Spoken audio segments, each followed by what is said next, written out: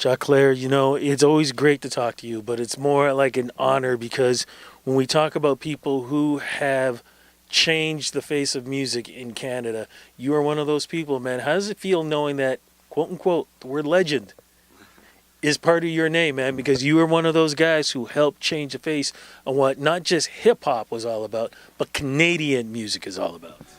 Yeah, it feels great. It's kind of weird to absorb because I don't really look at it like that. But yeah, man, like it feels great though. I'm happy that I was able to go and put a dent in the music industry in Canada, and there's still more to come. We're here sitting there dropping another banger. Yeah, that's the thing, and thank you for the invite too down here at Recording Studio. You're working on some music with another great hip hop artist. Yeah, his name is Cass. We're working on this new single. We actually just finished going through our second one. So we did one song already, and now we're just finishing off the second one. And we're just working out on some stuff. We're going to be debuting it on the 19th, and we're coming out really nice. How did you guys meet? Because this is like old school coming together with new school, if I can use those terms. Yeah, no, we met through a mutual friend, through Sasha Stoltz, and we've met each other quite a few times over the summer, and then just kind of came around. I was like, yeah, we got this idea. Let's go and put something together, and you're doing one. It ended up turning out to be two. Now, I was lucky enough. I was here last week and had a chance to talk to him too, and brilliant young artist. But he was also saying, like when he was 16 years old, he was listening to your music, man. Let's ride and stuff. And then here he was standing next to you, working with you. How does it feel knowing that when you have young, great artists like that who you've been able to influence? No, it's really good because, it shows that you had an impact and everything, and the fact that they can go and be like, yo, I was like doing track, I was listening to your music. Maybe it was one of the songs that inspired me, like how Maestro inspired me, and maybe it helped inspire them. And then now they're doing the thing, and to see that they're taking off and they're helping to go and boost up the whole Toronto Canadian music scene, I think it's just, we get behind them and we back them because that's what we started to do. We wanted to go and rep, and we were repping our city, our country, and now we have the new generation coming in and repping it even stronger too. So, it's good. So we connect. It's great to work with the younger artists. Mentioning with Maestro, he's got new music out. What is it about you guys, man, the longevity? What keeps you guys going to still be fresh, even in the new generation? I don't know. I guess it's just the heart and the drive. You know what I mean? Like we literally love the music. Hip hop is what we grew up on. It was what, molded us back when it was starting and everything like that. So, just doing music and just having that creative energy in you is like you can never get rid of it. You could try and do something else, but if you're a drawer, you're going to start doodling on paper. So, it's just one of those things. It's just in me to be an MC, a musician. No, we're not going to mention anything about what these tracks are, but how do you think they differ from, say, what you were doing back then to what is going on now? How do you think the sound, the lyrics, the storylines, how have they changed? Well, they changed now because before, when, like in the early 90s and stuff like that, you would hear hip-hop of people, like it was more grungy, more grindy, like coming out of the bricks of the PJs and stuff like that. And now, because music is definitely making money and everything, a lot of times now people are talking about how glamorous and everything is and whatever. So, it's changed that way. I think it's kind of cool because you get to see both sides of it. There's a lot of different artists out there, so you can go and pick, the type of stuff that you're looking for, whether you want. If it's Friday night and you're ready to go out and party, you'll listen to something that's going to bring you up. If you're sitting there driving on a Sunday, you might go and listen to, something that's just a bit more, that gives you a bit more food for your soul.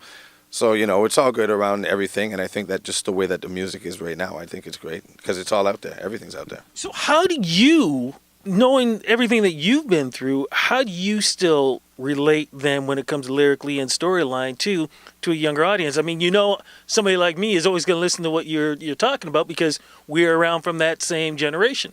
But when you have this new generation, how do you think, other than the fact they respect you, how do you think that you can still connect to them with your stories? I think because it's almost like when I'm reminiscing, like I have kids, so, like I see what they're doing and remembering how I was acting when I was their age. And then even hearing how my mom would say to me, and I'm saying the same thing to them. Lord, you become your parents. Yeah, you know. So it's just relating. Like I relate. I can remember when I was 17, 18, 19, 21, and I'll go and I'll help share the stories of then, but then also go and bring them into reality of now, of being older than I am now. And I just try and connect the two. And, you know, and then I also think that people, you know, they, regardless on where it's coming from, you know, whether it's a party song or a deep thought song, I think the lyrics and the content, I think, is what matters to a lot of people that really get into the music. So I think when the younger cats hear the lyrics, you know, as long as the music is bumping, you know, they're going to be like, yeah, you know, he's saying something. You know, what did you ever think that, you know, Let's Ride would be so iconic?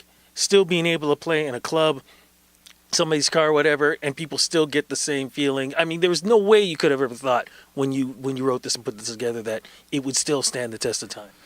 No, because I actually wrote that record in '97, and I remember because Cardi, who produced it, Cardinal, he thought that that beat was too fast for me to rap on, and so he told me and Sox to go in the studio and whatever. That's why Sox ended up being at the beginning of the track, because he was at the studio with me, and then I laid it down.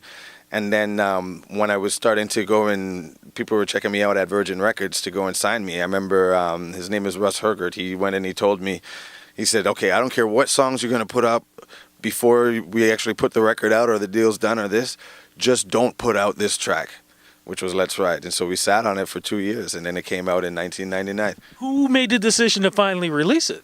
Well, we decided that I think we all kind of felt at the beginning, it was like, we think this is a really good track and whichever. I didn't know to the extent, but everybody was like, we like this one, and I liked it too.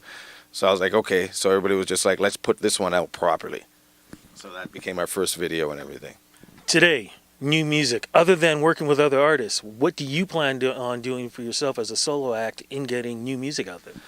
Well, working with new artists as well, but also I have my record, See Evolution, that's ready to go. So, you know, we're just dotting the I's and crossing the T's right now. And yeah, I've been recording. And the funny thing is I'm still out doing shows and everything like that. But then every time they're always telling me, yo, we need new music from you. We need more music from you. So they kind of meant and dragged me back into the studio and then started recording. And then here we are now. Like, you know, record's done, ready to go and whatever, you know, just back on the scene. What advice can you give the young cats who are coming out here, who have looked up to you, who are hoping to be that next generation to keep that Canadian hip-hop, keeping the Canadian music scene going? Just be themselves. Always just be themselves. Do whatever you want to do on whatever music and follow whatever trend or whatever. But when you're doing and following the trend, still be yourself. Because when the trend changes, you don't want to change. When it drops off, you don't want you to drop off with the trend, because that's all you were.